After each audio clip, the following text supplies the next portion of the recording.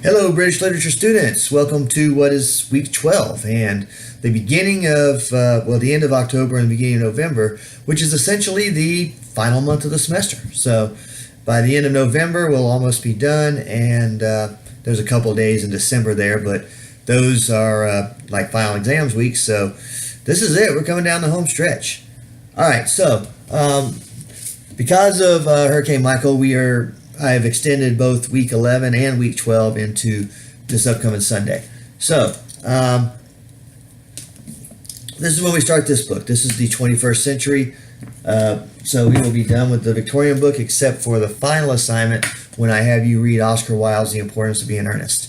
So, 2 weeks worth of work here is not really all that much because we got a lot of short poems. So you got the quizzes, of course, and then you've got the papers to write. In week 11, it'll probably take you longer to write the paper than it will to read all of the poems combined. We're going to look at the World War I poets. They fall into two camps. Rupert Brooke was very patriotic, very pro-England. It is wonderful to die for one's country. Whereas Sassoon and Wilfred Owen actually said, no, that is not true.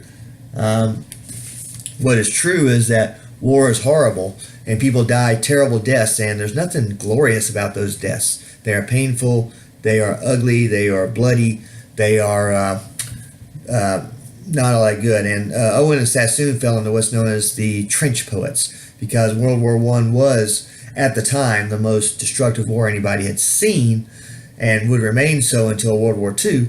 And people were dying through mechanized machine guns, and airplanes were involved, and all kinds of things that had never been seen in wars before. And so these trench poets, like Sassoon and Owen, wrote about the horrors of war, rather than Brooke, who wrote about, it would be wonderful to die for one's country. And if you read Brooke's biography, he did die in World War I, just not in a glamorous way. Then you've got the modernists. A modernist, T.S. Eliot. And then you've got William Butler Yeats. It would be very much a disservice to you to have you take a Brit Lit class that goes into the 20th century and not have you read William Butler Yeats. He is probably the signature poet of the 20th century in England. And I wish I could spend time with more of his poetry. But as it turns out, we're not going to be able to because of time constraints. But I do have you reading Lake Isle of Innisfree, which is kind of inspired by the Celtic poetry of early England, like before there was an England. And it's kind of got a musical quality to it, and it's all about nature. It's about this island that actually does exist, and there's now a visitor center there, even though the island is not much bigger than, a few acres. But there's a visitor center now because Yeats wrote a poem about it. And then Easter 1916. The Easter 1916 incident occurred during World War I. Ireland thought that because Britain's troops were over in other parts of Europe fighting World War I, that would be a perfect time to have an uprising and declare Ireland's independence from England. What they did not know is that England had plenty of soldiers left on the home soil, which they sent into Ireland. And a lot of these folks that led the uprising were actually executed for treason. And so Yeats was actually friends with a lot of these people. And Yeats was kind of torn. He was an Irishman by birth, but he was loyal to England as well, especially when there was a war going on. What do you do? So his Easter 1916 is an homage to those leaders of the Easter uprising. And then, of course, T.S. Eliot, he is a modernist author, and he is one of the biggest names in modernist poetry of the early 20th century. And I gave you a fairly easy poem, although it's not terribly easy, the love song of J. Alfred Prufrock. And this is what we call stream of consciousness. These are thoughts that just enter into his head, and he's actually in the waiting room of a brothel, if you can believe that, while he is thinking these thoughts about the women coming and going, talking to Michelangelo. or I should have been a pair of ragged claws scuttling across the floors of silent seas. These are things that enter into this narrator's mind. You're going to find he's very, very neurotic. He's worried about appearances. Like when he turns around, are they going to make comments about the bald spot in the back of his head and things like that? So it may take a couple of readings, maybe 3 readings or so to get it fully, but it's worth the effort.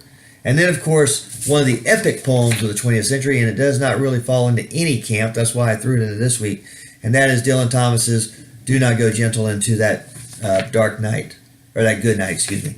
Do Not Go Gentle Into That Good Night. Epic poem that is about fighting to live even when death is inevitable. And he wrote it for his father, who was dying of cancer at the time. And so I think you'll find it touching that he wrote this to his father. Please, Father, fight for the light. Fight against the darkness, which of course the light is life and darkness is death. But there's a message there too that you should always fight to live, and that you should always try to live life to the fullest. And then week 12, we go into Virginia Woolf and World War II. World War II, millions of deaths. If World War I was supposed to be the war to end all wars, and yet about 30 years later, actually not even, probably like 20-something years later, World War II is going on, while the Allied forces are trying to put down Hitler and his Axis forces in Japan, and so on and so forth. That the poetry that's inspired by World War II here. Virginia Woolf wrote 3 Guineas, which is about how women were not really citizens of England for certain reasons. Therefore, instead of being patriotic to England, she wants to instead declare that women have no country. And so therefore, they are citizens of the world, not citizens of a country. And then Verges mein Nicht, which is German for forget-me-not, is the Douglas poem that you have to read. And in that one, you're going to see they're going to come across a dead German soldier who had been firing at them, so they killed him, the narrator and his troops. And then they find a picture in there of a pretty little German girl that loved him and wanted him to come home. And it's kind of that message of, hey, these are soldiers, they're human beings. They are not the ideals we're fighting against. And then finally, this other Virginia Woolf one from A Room of One's Own. A Room of One's Own is actually a book, but you've got one little section out of it here, and it's about Shakespeare's sister.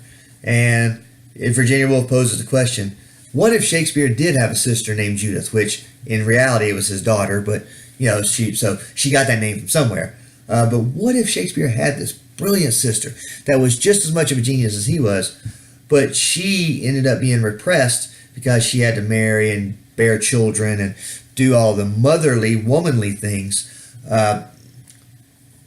What would be the effect on her? And you're going to find it drives her absolutely crazy because her genius and creativity are pushed down.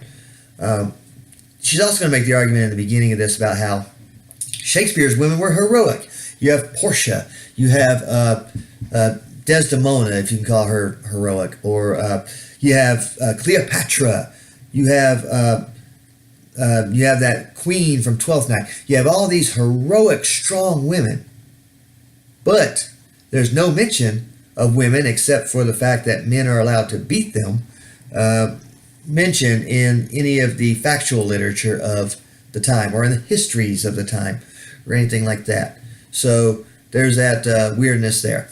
So anyway, a lot of small things to read, a couple papers to write, a couple of quizzes to take. That'll get us caught up, and then we can move forward with, I think it's Rushdie next week. Yes, it'll be Salman Rushdie next week, so we can move forward with that. So I hope you enjoy these readings, and if you have any questions, of course, feel free to email me.